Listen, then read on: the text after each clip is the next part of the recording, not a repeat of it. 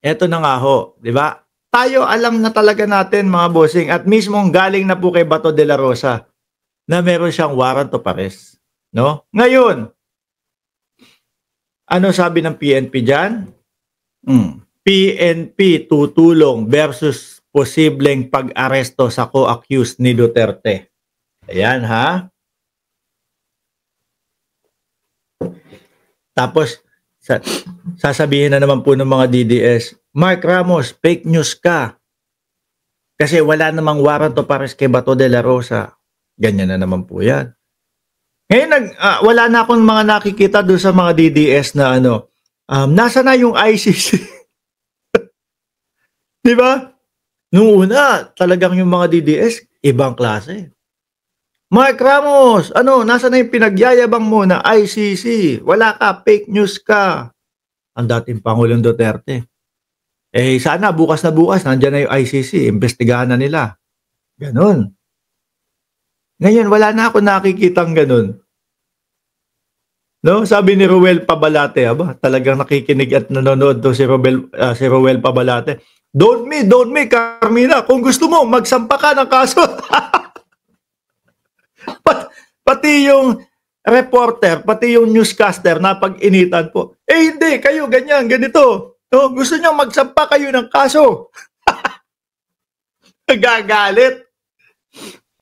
Diba? Lahat na po na pagbalingan. Sabi dito, PNP tutulong versus posibleng pag-aresto sa co-accused ni Duterte. Hindi lang po Bato de la Rosa ang pinag-uusapan dyan, mga boss. Kasama po dyan sa pinag-uusapan na yan, yung Bunggo. No? Na lagi po nating sinasabi, ano kaya ang feeling ni Bunggo? Na top 3 siya, top 5 siya doon sa survey. Tapos,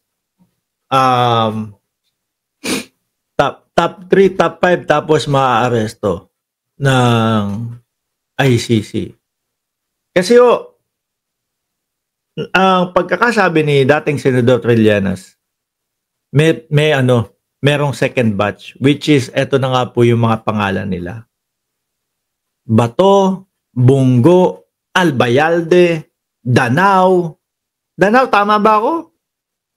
Kung di ako nagkakamali, kasama si Danao at yung iba pa pong mga PNP chief nung panahon na yun. Mga bossing. Ngayon, medyo medyo nag-iingay na po sila.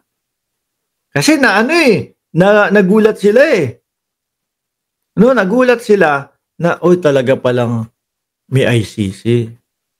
Kaya yung mga DDS, wala na nagtatype ng, Mark, nasa na yung ICC mo?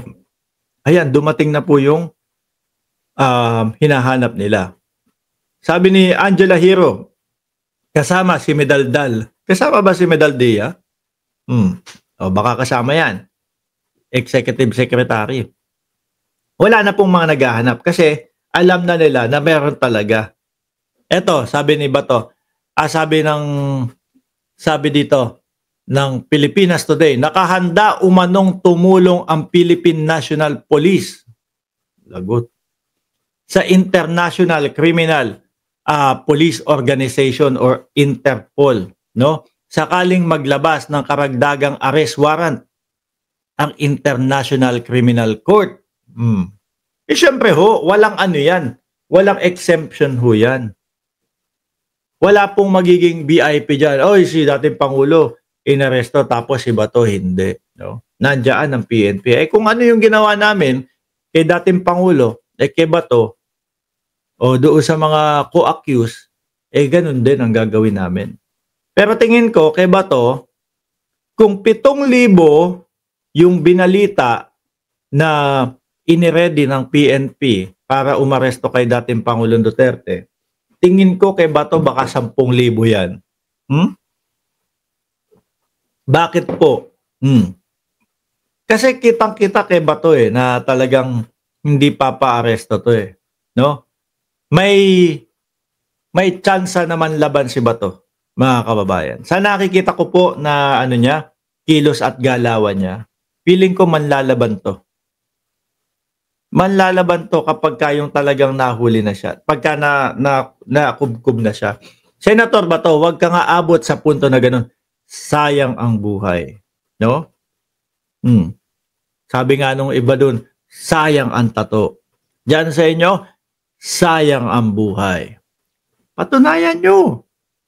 Investigasyon pa lang yan. Di ba? Patunayan ninyo na wala kayong kasalanan. Kaso ang ginagawa ninyo, panay iwas eh. Walang maitutulong yung iwas. Hindi uusad o hindi matatapos yung problema ninyo sa pag-iwas. No? Lalo na diyan sa ICC. Akala ho kasi mga boss, no? Saglit lang. Angelo Cruz, Miguel, ikaw na vlogger na hindi nakakaintindi na hindi tayo saklaw ng ICC, manahimik ka nga kasi sayang ang laway mo. Uy, sige, tapos na po, paalam. Ayaw po ni Angelo. Ingat po kayong lahat. Alis na po. Ano ba yan? Paulit-ulit kayo na hindi saklaw ng ICC. Naiintindihan nyo ba? Naiintindihan nyo na ang iniimbestigahan nila is from 2011 hanggang 2017 or 2019. O 2011 hanggang 2017. Naiintindihan nyo yun? Yun yung iniimbestigahan nila. Ano? Nung panahon na yun, pasok tayo sa ICC. Sakop tayo ng ICC. Kasama tayo sa ICC. Hanggang dun lang. O, 2011 to 2019, sabi ni Mishi Cruz. O, ganyan. Dapat kapag kayong meron kayong sinabi, di ba? Meron kayong isasagot. Parehas. Hindi yung bayaran ka, ganito ka, adik ka din. Yun yung iniimbestigahan. At pagkatapos nung taon na yon, si Digong umalis na sa ICC. Bakit? Siya yung iimbestigahan eh. Di ba? Siya yung iimbestigahan eh. Mga kababayan. So kaya, pinagbigyan pa nga eh. No? Pwedeng, kaya ka aalis. Dahil ikaw ang iimbestigahan. Kaya ikaw yung minamanmanan. Kaya ka umaalis. Dapat nga, ano yun? Disqualify yun, hindi tanggapin. Di ba? Pero ayan, 2011 hanggang 2019, yun yung hinihiring. Yun yung pinag-uusapan. Di ba?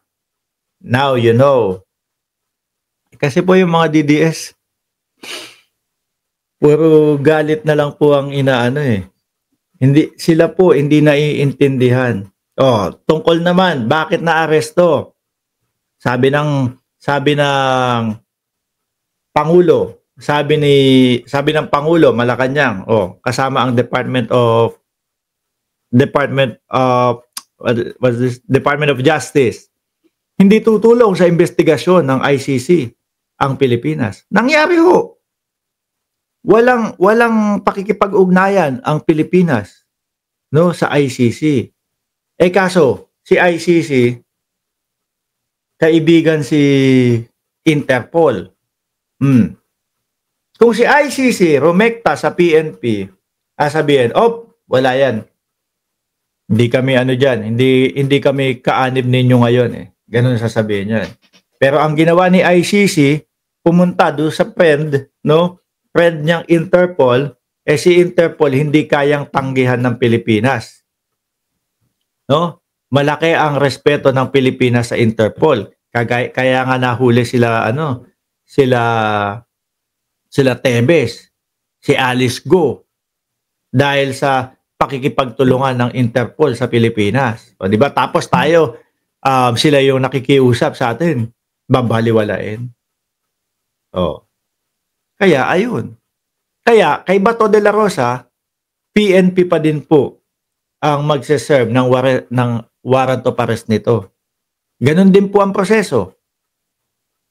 No, ganon pa din po ang proseso na si ICC makikiusap kay Interpol at si Interpol makikipag-ugnayan sa PNP.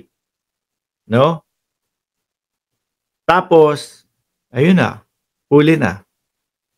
Yan pong mga komento nyong ganyan, lagi po kami may sagot. Hindi po kami kagaya ninyo na ang isasagot, i-reverse back sa amin. Bayaran kayo. Addict ka. Pang walang alam yun. Ang tawag namin doon, nakiki-hype lang kayo. Nakiki-uso lang kayo.